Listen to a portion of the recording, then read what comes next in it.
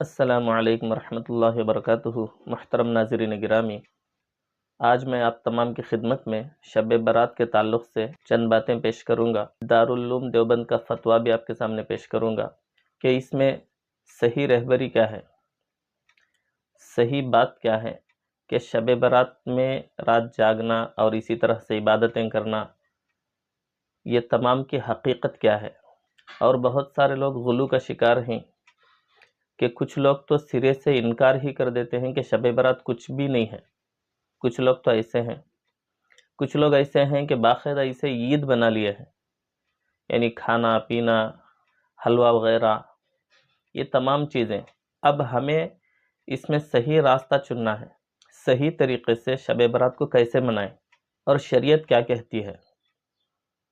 اس سلسلے میں دارالعلوم دیوبند سے ساتھیوں نے سوال کیا ہے، تو اس کے سوال کے جواب میں وہاں سے فتویٰ صادر ہوا ہے۔ اس کو آپ کے سامنے پیش کرتا ہوں، میں آپ کو دیکھ کے سناتا ہوں، اسے سنیں۔ محترم ناظرین، جو دارالعلوم دیوبند سے جو فتویٰ پوچھنے والے ساتھی ہیں، انہوں نے 4-5 سوال پوچھے ہیں۔ اب یہ تمام سلسلہ وار آپ کے سامنے پیش کروں گا تاکہ آپ کو سننے میں آسانی اور سمجھنے میں آسانی۔ چلیے سب سے پہلے سوال سنتے ہیں، اس شخص نے سوال کیا کیا ہے۔ نمبر 1، اس شخص نے سوال کیا ہے شب برات کی حقیقت کیا ہے۔ نمبر 2،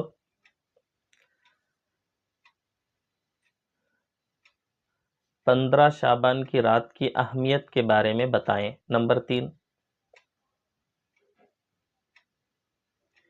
عرب دنیا اس رات سے بے علم کیوں ہے، یعنی عرب کے لوگ اس رات کو اہمیت کیوں نہیں دیتے۔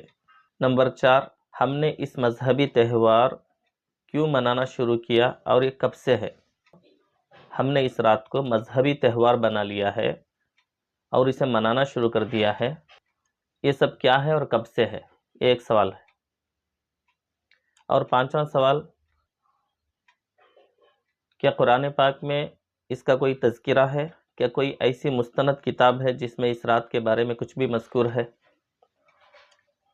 یہ تھے سوالات۔ اب اس کے جواب میں دارالعلوم دیوبند سے فتویٰ صادر ہوا ہے، اس کو بھی سنیں۔ جواب، بسم اللہ الرحمن الرحیم۔ نمبر 1، 15ویں شعبان کی رات شب برات کہلاتی ہے۔ 15ویں شعبان کی رات شب برات کہلاتی ہے۔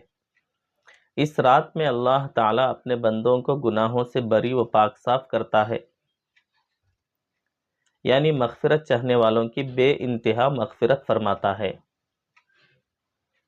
جیسا کہ بہت سے احادیث میں آیا ہے۔ نیز اس رات میں سالانہ فیصلے کی تجدید فرماتا ہے، یعنی سالانہ فیصلہ ہوتا ہے اس رات میں، جیسا کہ قرآن میں سورہ دخان میں موجود ہے، فیہا یفرق کل امر حکیم۔ چونکہ شب برات کی فضیلت میں آئی ہوئی احادیث ضعیف ہیں، اس لیے وہ لوگ اسے اہمیت نہیں دیتے۔ عرب لوگوں کے بارے میں جو سوال کیا تھا ساتھی نے کہ عرب لوگ اس رات کو کیوں اہمیت نہیں دیتے، اس سوال کے جواب میں یہ فتویٰ صادر ہوا ہے، چونکہ شب برات کی فضیلت میں آئی ہوئی احادیث جو حدیثیں ہیں وہ ضعیف ہیں، اس لیے وہ لوگ اسے اہمیت نہیں دیتے۔ حالانکہ مفتی تقی عثمانی دامت برکاتہم جو مفتی اعظم ہیں پڑوس ملک کے، وہ فرماتے ہیں کہ شب برات کے تعلق سے میں نے حدیثوں کو تلاش کیا تو انہوں نے فرمایا 17 صحابہ سے اس رات کے بارے میں فضیلت منقول ہے، صحابہ سے حدیث سے ثابت ہے، تو اس لیے اس رات کی اہمیت ہے، اس میں کوئی شک نہیں۔ چوتھا سوال تھا کہ اس رات کو کیوں لوگ تہوار بنا لیے ہیں، یعنی عید کی طرح مناتے ہیں، کھانا پینا، حلوہ بنانا اور اسی طرح سے بازی، یعنی جو پٹاخے وغیرہ پھوڑنا اور اسی طرح سے جھنڈیاں لگانا، یہ تمام چیزیں کہاں سے آ گئی۔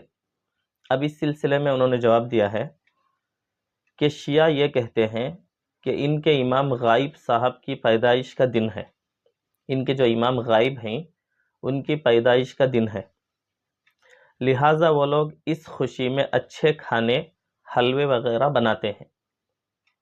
کون لوگ بناتے ہیں؟ شیعہ لوگ بناتے ہیں، آتش بازی کرتے ہیں، جھنڈیاں لگاتے ہیں، پٹاخے پھوڑتے ہیں اور جھنڈیاں لگاتے ہیں اور خوب چہل پہل کرتے ہیں۔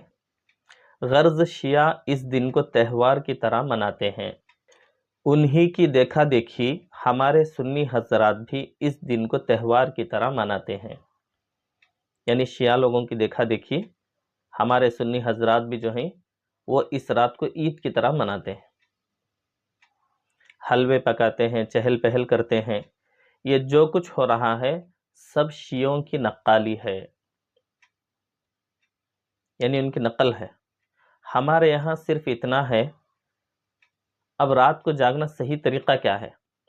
اب اس سلسلے میں جواب طلب ہے، ملاحظہ فرمائیں۔ ہمارے یہاں صرف اتنا ہے کہ جس کو توفیق ہو اپنے گھر میں بیٹھ کر کچھ عبادت کر لے، جس کو توفیق ہو اپنے گھر میں بیٹھ کر کچھ عبادت کر لے اور اللہ سے دعا کر لے۔ مسجدوں میں بھیڑ لگانا یہ کہیں سے ثابت نہیں ہے۔ واللہ تعالی اعلم۔ دارالفتاء دارالعلوم دیوبند۔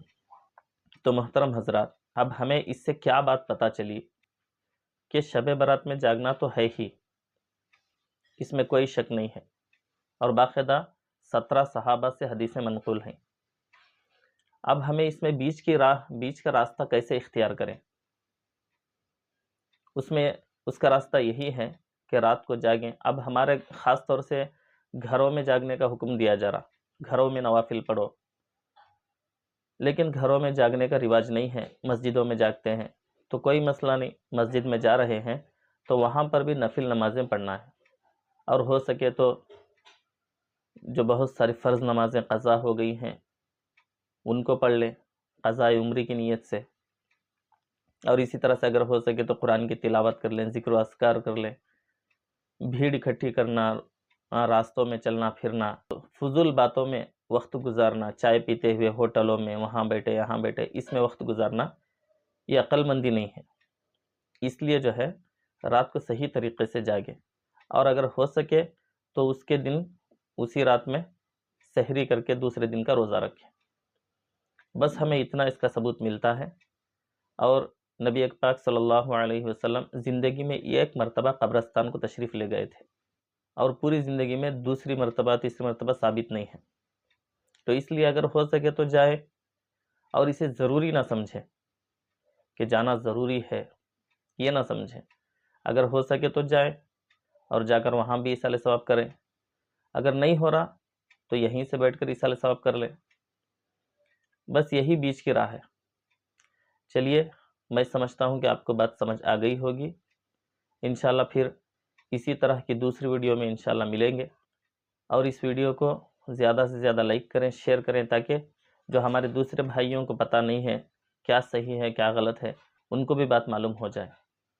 اور اگر ہمارے چینل پر آپ نئے ہیں تو اس کو سبسکرائب کر لیں اور بیل کا آئیکن کو پریس کریں تاکہ ہماری نئی آنے والی ویڈیوز کی نوٹیفیکیشن آپ کو مل سکے۔ چلیے آج کے لیے بس اتنا ہی۔ السلام علیکم ورحمۃ اللہ وبرکاتہ۔